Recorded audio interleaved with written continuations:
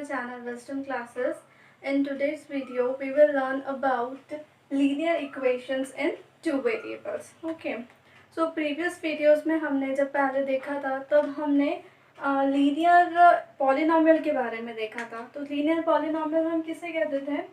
जिसकी linear means linear हम किसे कहते थे? जब किसी भी इक्वेशन की हमारे पास जब हाईएस्ट डिग्री क्या होती थी? 1, है ना, जैसे x+1. तो इस इक्वेशन में या इस पॉलिनोमियल में हमारे पास x की हाईएस्ट डिग्री है 1, तो इसीलिए इस डिग्री को कहा जाता था linear polynomial in one variable. One variable क्यों कहा जाता था या हम वन वेरिएबल क्यों कहते हैं? क्योंकि यहाँ पर हम सिर्फ एक वेरिएबल दैट इज x के बारे में बात कर रहे हैं. यहाँ हमारे पास एक वेरिएबल है, इसलिए हमने इसे कहा है linear equation in one variable. अब सपोज करो आपके पास एक ऐसा कोई प्रॉब्लम आए जहाँ पर आपसे कहा जाए कि एक ऐसा प्रॉब्लम है जहाँ पर 2 batsman scored 170 runs in a match. मतलब कोई भी 2 बैट्समैन हैं and they scored 170 runs. 170 runs in a match.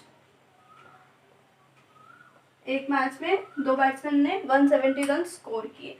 अब वो रन्स कौन से बैट्समैन ने कितने रन बनाए हैं ये हमें नहीं पता है ना. तो हम अगर इस इक्वेशन को या इस प्रॉब्लम को हमें इक्वेशन के थ्रू रिप्रेजेंट करना है तो हम कैसे करेंगे कि 2 बैट्समैन हैं जिसने एक ने बनाया x रन, दूसरे ने बनाए y रन्स. तो इन दोनों का सम कितना हुआ? 170 रन्स. ठीक है, तो ये हमारी इक्वेशन फॉर्म हो गई इसके लिए कि एक कोई बैट्समैन है उसने बनाया x, दूसरे ने y, so in total we are getting 170 runs. तो अब जब इस टाइप की इक्वेशन है तो इसे हम कहेंगे linear equation in two variable. क्योंकि यहाँ लीनियर क्यों कहा है? क्योंकि वी हैव डिग्री 1 और यहाँ वेरिएबल्स हमारे पास कौन कौन से हैं? एक वेरिएबल है x, दूसरा वेरिएबल है y. तो इसीलिए इस टाइप की इक्वेशंस को जहाँ पर हमारे पास 2 वेरिएबल्स होंगे और उनकी हाईएस्ट पावर उनका 1 होगा, तो उस टाइप की इक्वेशंस को हम कहेंगे लीनियर इक्वेशंस. अब ये लीनियर इक्वेशन जो है हमारे पास, इसको हम जनरल फॉर्म में कैसे रिप्रेजेंट करते हैं? जनरल फॉर्म इसका क्या हो सकता है? a ऑफ x, x का कोएफिशिएंट x, यहाँ पर x का coefficient 1, a of x plus by, here also coefficient of y is 1, so here we have taken b plus c is equals to 0. ये इसका जनरल फॉर्म हो गया. तो इसको भी हम अगर इससे रिप्रेजेंट करना चाहें तो कैसे कर देंगे? x plus y minus 170 is equals to 0.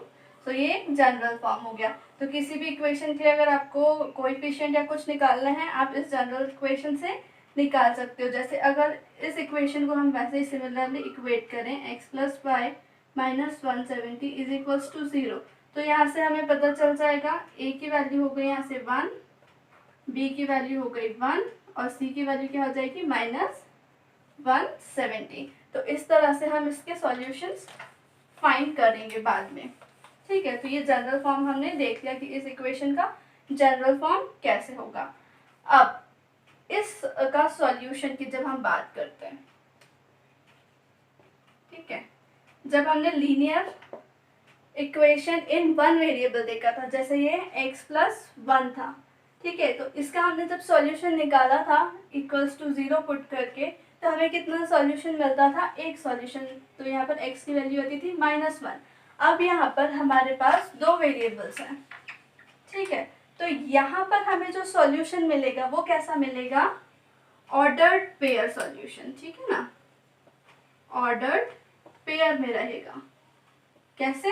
पहले x की वैल्यू, बाद में y की वैल्यू. ठीक है, तो इस पे इक्वेशन के जो भी सॉल्यूशन आएंगे वो हमें पेयर में मिलेंगे. क्योंकि 2 वेरिएबल्स है तो ऑब्वियस है कि x की भी कुछ वैल्यू होगी, y की भी कुछ वैल्यू होगी.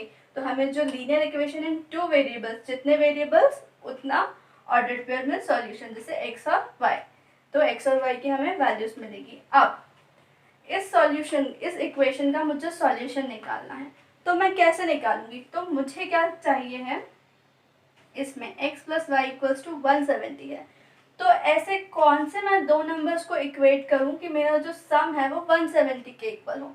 तो पहले मैं इक्वेट कर दूंगी, अगर 168 प्लस 2, तो आ गया मेरा आंसर क्या, 170।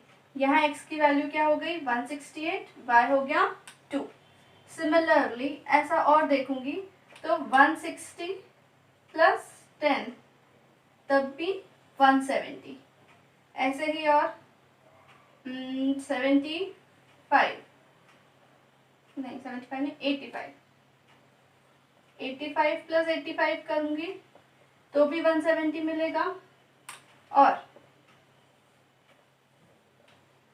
86 प्लस 84 किया तब भी क्या मिलेगा, 170। तो इस तरह से हम इस इक्वेशन के मैनी सॉल्यूशंस निकाल सकते हैं। आप जितना चाहो कोई से भी नंबर्स लेके, तो उसका ऐसे दो नंबर्स होना चाहिए जिसका सम 170 आए। तो इस तरह से हम देख रहे हैं कि हम linear equation in two variables के कितने सॉल्यूशंस निकाल सकते हैं, इनफाइनाइट सॉल्यूशंस।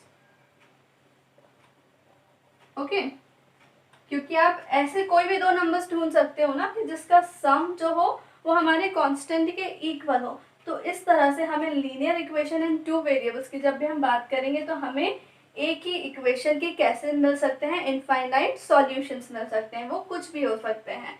तो ये हो गया हमारा linear equation in two variables के बारे में।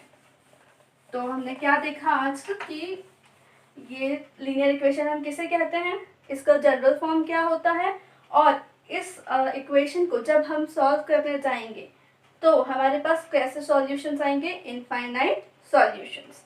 ठीक है, तो अब आज के वीडियो के लिए ये इतना ही। अब नेक्स्ट वीडियो में हम देखेंगे कि हम इस इक्वेशन को प्लॉट कैसे करेंगे ग्राफ में। ठीक है, तो like my video, I hope आपको ये पसंद आया होगा, and share it with your friends. और मेरा चैनल सब्सक्राइब करें ताकि आपको और मैं जब भी वीडियो अपलोड करूं तो आपको इन्फॉर्मेशन मिल जाए। Thank you.